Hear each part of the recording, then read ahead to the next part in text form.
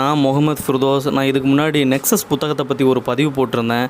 அதில் தகவலை பற்றி நிறைய சொல்லியிருப்பேன். அந்த தகவல் எப்படிலாம் பரப்பப்பட்டுச்சு, அதில் உண்மை தகவல் எப்படி இருந்துச்சு, பொய் தகவல் எப்படி இருந்துச்சு, இந்த தகவலுக்காகவே அதிகாரத்தை எப்படிலாம் கைப்பற்றினாங்க, இப்படி நிறைய விஷயம் பேசியிருப்பேன். அதுக்கப்புறமா இந்த காலகட்டத்தில் ஒரு இனஅழிப்பு நடந்துச்சுன்னு சொல்லியிருப்பேன். அதில் சுவாரஸ்யம்னு ஒரு வார்த்தையை பயன்படுத்திட்டேன். அதை பயன்படுத்தியிருக்கக்கூடாது, ஏன்னா அது ஒரு மோசமான நிகழ்வு. அந்த விஷயத்தை பற்றி தான் இந்த காணொலியில் நம்ம பார்க்க போகிறோம். பொதுவாகவே நம்ம வாழ்ந்துட்டுருக்க காலகட்டம் என்றைக்கும் இல்லாத மாதிரி தகவல் புரட்சி நிரம்பிய ஒரு காலகட்டம். ஏன்னா இன்றைக்கி நம்ம கையில் இணையம் இருக்குது. அது மூலமாக நம்ம ஏகப்பட்ட தகவல்களை பார்க்குறோம். இந்த இணையத்து மூலமாக நமக்கு ஒரு சில சாதகங்கள் இருந்தாலும் இதில் மிகப்பெரிய பாதகங்கள் தான் இருக்குது. எண்ணற்ற நாடுகளில் வெறுப்பை பரப்புவதிலையும் சமூக இணக்கத்தை பலவீனப்படுத்துவதிலையும் இந்த சமூக ஊடகம் பயங்கரமாக செயல்பட்டு இருக்குது. இதுக்கு உதாரணம் நம்ம முகநூலே எடுத்துக்கலாம். உங்கள் எல்லாத்துக்குமே மியான்மர் நாட்டை பற்றி தெரியும். பர்மான்னு சொல்லுவாங்க. 2010 காலகட்டத்தில் தான் மியான்மரோட ஒரு தொடக்க காலகட்டம்னே சொல்லலாம். ஏன்னா அதுக்கு முன்னாடி 10 ஆண்டு காலமாக அங்கே இராணுவ ஆட்சியும் சர்வாதிகாரமும் தான் இருந்துச்சு. இந்த 2010க்கு அப்புறம் தான் தாராளமய யுகம் தொடக்கப்பட்டுச்சு. தேர்தல் நடந்துச்சு, சில தடைகள் நீக்கப்பட்டுச்சு, சர்வதேச நிதி உதவி கூட கிடச்சிச்சு அந்த நாட்டுக்கு. இந்த 2010க்கு அப்புறம் தான் மியான்மரில் உள்ள மக்களுக்கு எல்லாருக்குமே இணையமே கிடச்சிச்சு. அதில் மிகப்பெரிய பங்காற்றியது எதுன்னு பார்த்திங்கன்னா இந்த முகநூல் தான். முன்னாடி கற்பனை கூட செஞ்சு பார்த்திராத அளவுக்கு லட்சக்கணக்கான தகவல்களை இந்த பர்மியருக்கு இலவசமாகவே அது கொடுத்துச்சு. இருந்தும் அந்த நாட்டோட அரசு கட்டுப்பாடு தளர்த்தப்பட்டதுனாலேயே பல இனக்குழுக்கு இடையே கொஞ்சம் சலசலப்பும் சண்டைகளும் இருந்துக்கிட்டே வந்துச்சு. அதில் முக்கியமான சண்டை எதுன்னு பார்த்திங்கன்னா பௌத்த பர்மியர்களுக்கும் சிறுபான்மையினரான இஸ்லாமிய ரோஹிங்காக்களுக்கும் தான். இந்த ரோஹிங்கர்கள் யாருன்னு பார்த்தீங்கன்னா மியான்மரில் உள்ள மேற்கில் இருக்கிற ரெக்கைன் பகுதியை சேர்ந்த இஸ்லாமியர்கள். 1970 இருந்தே அவங்க தீவிர பாகுபாடுனால நிறைய துன்புற்று வந்திருக்காங்க. அதுவும் இல்லாமல் இராணுவ ஆட்சியாளர்களும் பெரும்பான்மை பௌத்தர்கள் கட்டவிழ்த்து விட்ட வன்முறையாலும் நிறைய பாதிக்கப்பட்டிருக்காங்க. இந்த 2010 நிகழ்ந்த ஜனநாயக செயல்முறை தங்களோட வாழ்க்கையை மேம்படுத்துங்கிற மாதிரி ரோஹிங்கியாக்கள் நினச்சாங்க. ஆனால் விஷயம் மேலும் மோசமடைய தான் செஞ்சிச்சு. ஏன்னா முகநூலில் பதிவிடப்பட்ட போலி செய்திகள் ரோஹிங்கியா முஸ்லீமுக்கு எதிரான வகுப்புவாத வன்முறையை கட்டவிழ்த்து விட்டுச்சு. 2016-17 அரக்கான் ரோஹிங்கியா ரச்சன்யா சேனை, சுருக்கமாக அர்சான்னு வச்சுக்கலாம். இது ஒரு ரோஹிங்கியா இஸ்லாமிய அமைப்பு. ரக்கைன்லேயே ஒரு இஸ்லாமிய நாட்டை நிறுவனம்னு அது நினச்சிச்சு. அதனால் குறுகிய காலகட்டத்துக்குள்ளே அது எக்கச்சக்கமான தாக்குதலை மேற்கொண்டது. இஸ்லாமியர் இல்லாத மக்களை கடத்தி சென்று கொன்றதாகவும் ஒரு சில இராணுவ புறக்காவல் நிலையத்தை கடுமையாக தாக்கியதாகவும் சொல்லப்படுது.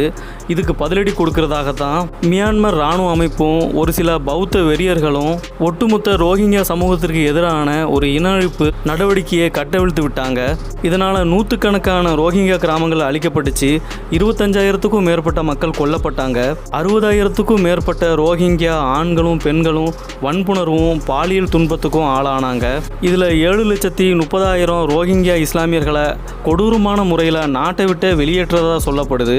இந்த வன்முறை எல்லாமே ரோஹிங்கியா முஸ்லீமை பற்றியான வெறுப்பு பிரச்சாரத்தாலேயே தூண்டிவிடப்பட்டுச்சு. இதில் முக்கியமான பங்கு வகித்தது எதுன்னு பார்த்தீங்கன்னா 2016 நான் சொன்னேன்ல முகநூல், அதுதான். இந்த முகநூல் தான் கோடிக்கணக்கான மக்கள்கிட்ட வெறுப்பு பிரச்சாரத்தை பரப்புறதுக்கான ஒரு வலையமைப்பாகவே இருந்துச்சு. இந்த சம்பவம் எப்படி தீவிரம் அடைஞ்சதுங்கிறத பற்றி அங்கே வாழ்ந்த மைக்கிள்ங்கிற தன்னார்வலர் சொல்லும்போது, ஒரு வழக்கமான முகநூல் பதிவுங்கிறது ரோஹிங்கியா முஸ்லீமுக்கு எதிரானதாகவே இருந்துச்சு. அவங்களுக்கு எதிராகவே பல விமர்சனங்கள் அதில் இடம்பெற்றுச்சு. அந்த பதிவில் இடம்பெற்றது எல்லாமே ரோஹிங்கியா இஸ்லாமியர்களுக்கு முன்னுரிமை கொடுக்கக்கூடாது, அந்த அரசு அமைப்புங்கிறது ஒரு மோசமான அமைப்பு, அவங்க நம்ம நாட்டை கைப்பற்ற பார்க்குறாங்க, பெரும்பான்மையான ரோஹிங்கியா இஸ்லாமியர்கள் மியான்மர் நாட்டை சேர்ந்தவங்களே கிடையாது, அவங்க வங்கதேசத்திலிருந்து வந்தவங்க, அவங்க பூர்வீக பௌத்தர்களோட இடத்த பிடிச்சிருவாங்க, இப்படிங்கிற மாதிரியான நிறைய பதிவுகள் அதில் அனுப்பப்பட்டு கொண்டே இருந்துச்சு. இந்த மாதிரியான அதிகமான வெறுப்பு பிரச்சாரமும் போலி செய்திகளும் தான் ரோஹிங்கியாவுக்கு எதிரான வன்முறையை தூண்டுறதுக்கு மிகப்பெரிய காரணமாக இருந்ததாக அவர் சொல்கிறாரு. இந்த மாதிரியான வன்முறையை தூண்டுறதுக்கு பௌத்த வெறியரில் ஒருத்தர் தான் அந்த வராது. அவர் ஒரு பக்கம் செயல்பட்டார், மறுபக்கம் முகநூல் செயல்பட்டுச்சு. இந்த முகநூல் எப்படி செயல்பட்டுங்கிறது தான் ரொம்ப பயங்கரமான விஷயம். பொதுவாகவே ஒரு சமூக ஊடகத்தை எடுத்துக்கிட்டோன்னா ட்விட்டர், இன்ஸ்டாகிராம், யூடியூப், ஃபேஸ்புக் இது எல்லாத்துலேயும் ஒரு அல்காரிதம் செயல்படும். அல்காரிதம்ங்கிறது பல விதிமுறைகளை கொண்ட ஒரு தொகுதினே சொல்லலாம். விதிமுறைன்னு எடுத்துக்கிட்டோன்னா இந்த முகநூலோட விதிமுறை என்னன்னு பார்த்தீங்கன்னா பயனாளர்களை அதிகப்படுத்தணும்.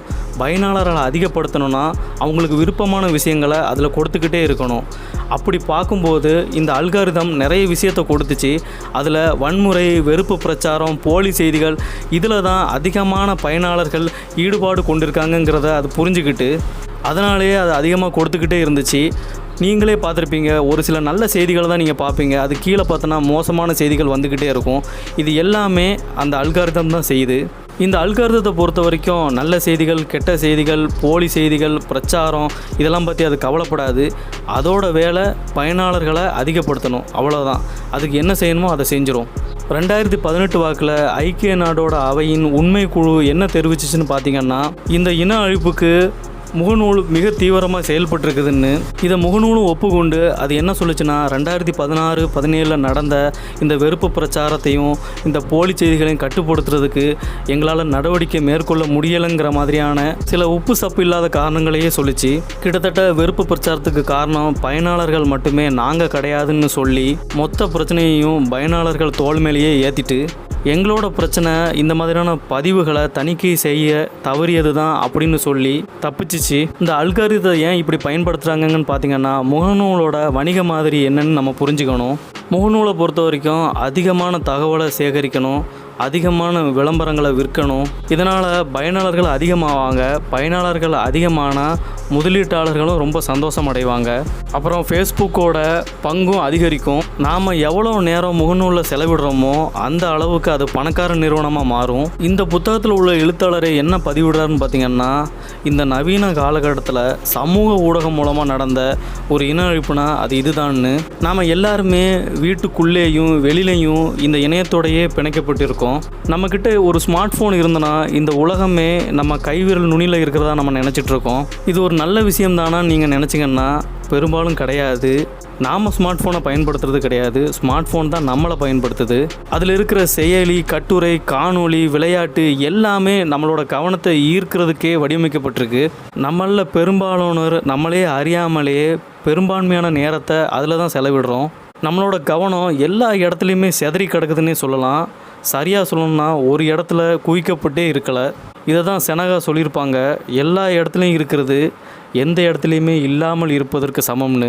சரி, இன்னொரு நல்ல ஒரு காணொலியில் சந்திக்கிறேன். உங்களிடமிருந்து விடைபெறுகிறேன். நன்றி.